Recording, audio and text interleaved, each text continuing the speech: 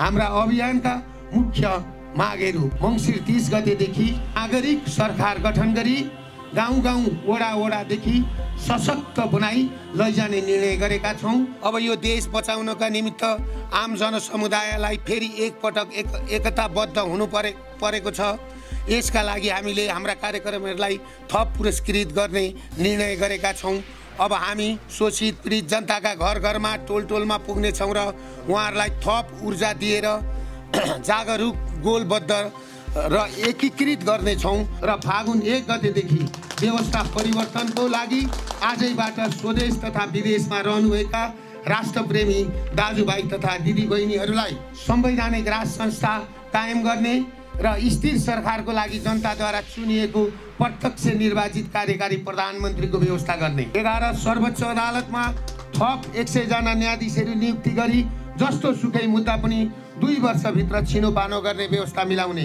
विदेशको जेलमा बन्दी जीवन बिताइरहेका करिब 6000 नेपाली युवाहरूलाई स्वदेश फिर्काउने र लघुवित्त र सहकारीको शोषणका कारण खाडी मुलुकमा विदेशिन पुगेका 50 लाख युवाहरूलाई स्वदेश फर्काई रोजगारीको वातावरण मिलाउने। हामीले उठाएका मागहरू बारे सरकार गम्भीर बनोस् भन्ने हाम्रो चाहना हो। अब आउने 2080 साल फागुन 1 गते मेचीमा बालेको दियो काठमाडौँको बसन्तपुरमा सोही दियो पुनः राजाको हातबाट बालेर मिति 2080 साल मङ्सिर 17 गते प्रेस विज्ञप्ति।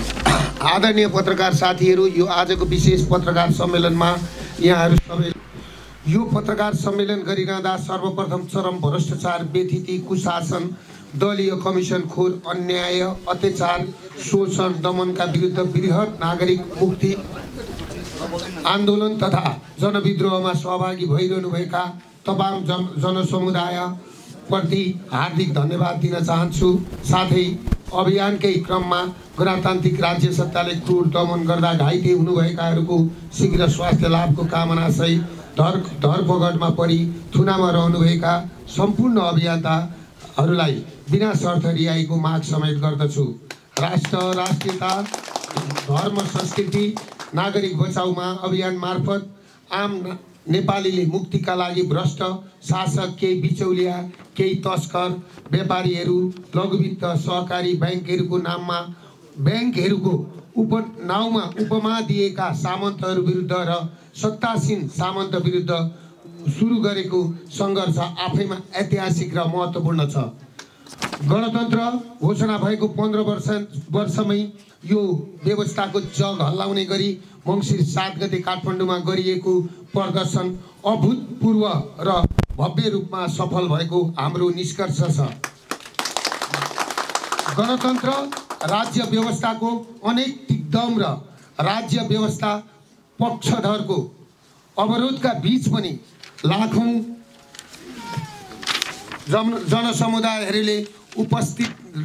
जनसमुदायको उपस्थितिले हाम्रो अभियान ठिक छ भन्ने कुरा पुष्टि भएको छ। 7 दशक लामो सङ्घर्ष र हजारौंको बलिदानी मार्फत गणतन्त्र स्थापना भएको भए पनि यो मुठ्ठीभर सीमित शासक, तिनका आसेपासे सीमित तस्कर, व्यापारी, ठेकदार र केही समूहको मात्रै रजगज भयो। गणतन्त्र स्थापना भएको 15 वर्षको अवधिमा मुलुकको अवस्था झन झन जर्जर बनेर गएको छ।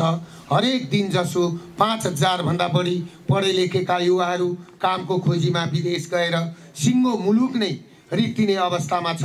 स्कुल कलेजहरू धमाधम बन्द हुँदैछन्।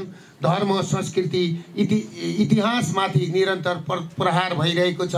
विकास निर्माणका कामहरू ठप्प प्राय जस्तै छन्।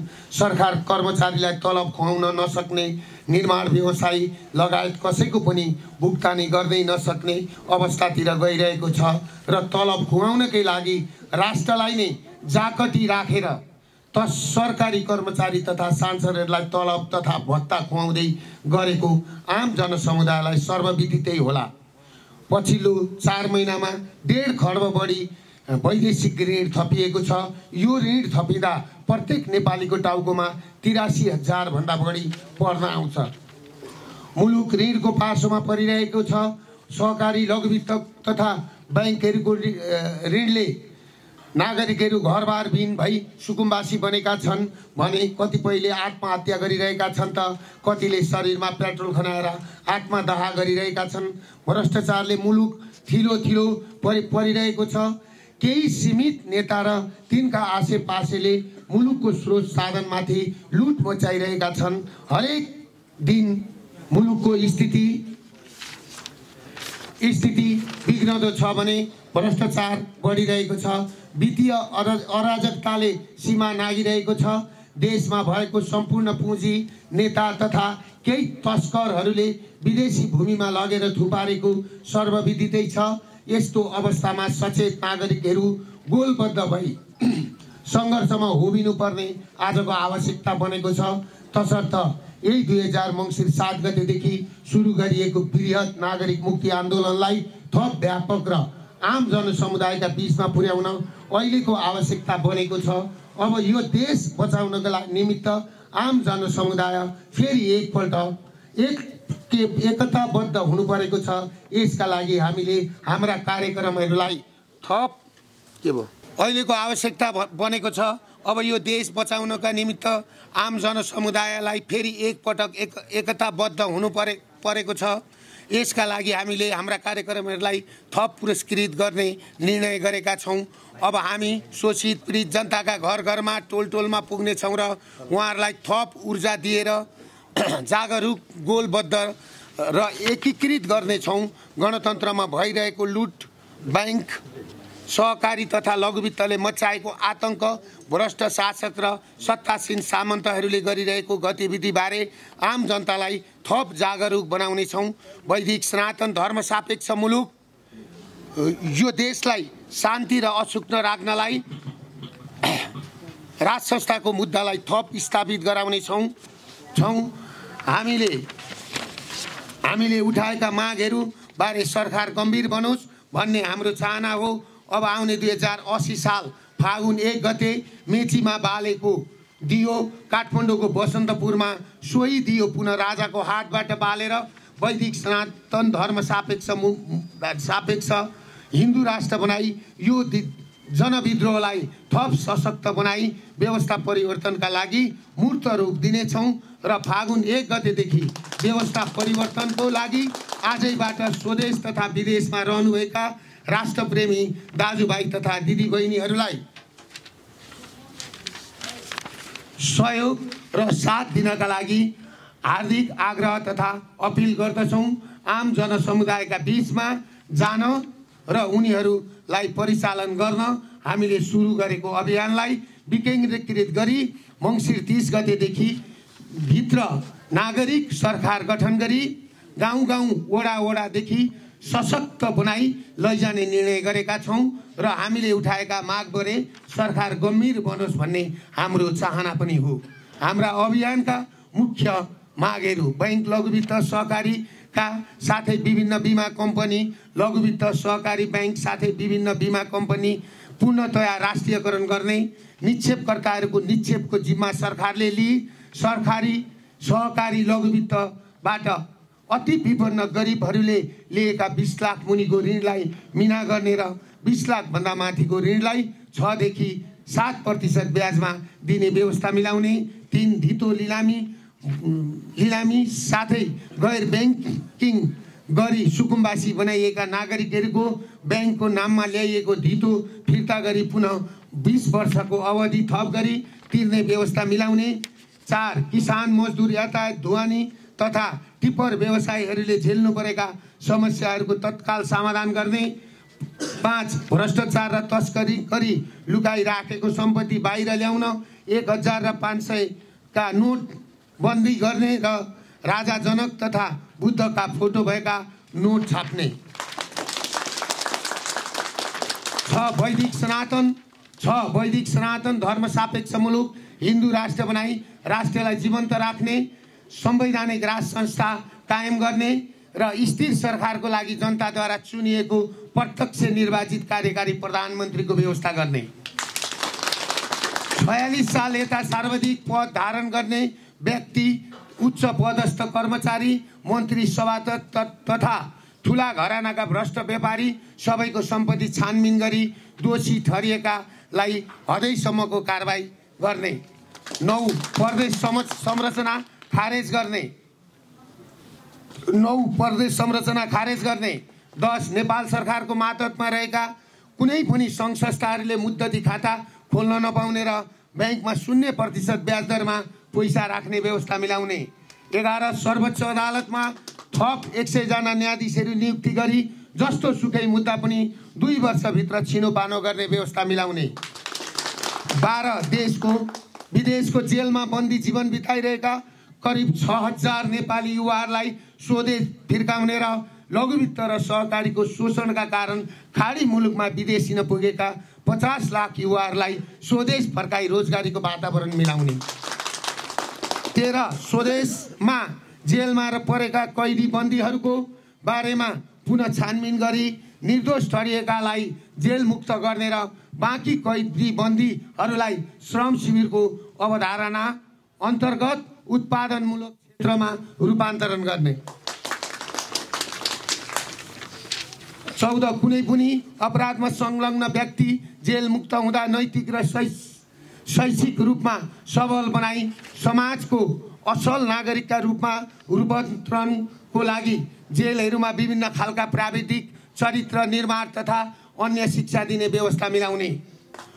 15 2046 साल यता बेचिएका सम्पूर्ण उद्योग धन्दा कल कारखानाहरू फिर्ता गरी सञ्चालन गरिनुका साथै थप उद्योग कल कारखानाहरू खोल्ने। 16 नेपालमै थप विश्वविद्यालयहरू स्थापना गरी कुनै पनि विषयमा गुणस्तरीय शिक्षाको लागि भन्दै विदेशिनु पर्ने अवस्थाको अन्त्य गर्ने। 7 कृषिलाई पहिलो प्राथमिकताको क्षेत्रमा राखी कृषि औद्योगिकीकरणको लागि थप लगानी बढाउने साथै विभिन्न जडीबुटी लगायत गाँजा खेतीलाई वैधानिकता प्रदान गर्ने। स्वदेशमै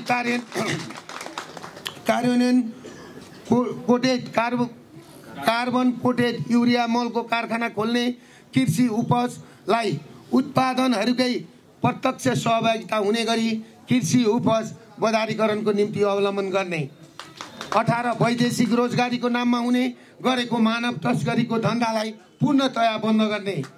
19 नेपाली वैज्ञानिक आविष्कार अनुसन्धानकर्ताहरूको आविष्कार तथा अनुसन्धानहरूलाई आवश्यकता अनुसार सहयोग गरी व्यावसायिक उत्पादनतर्फ लैजाने र कम्तीमा देशका 5 स्थानमा आविष्कार केन्द्रको स्थापना गर्ने।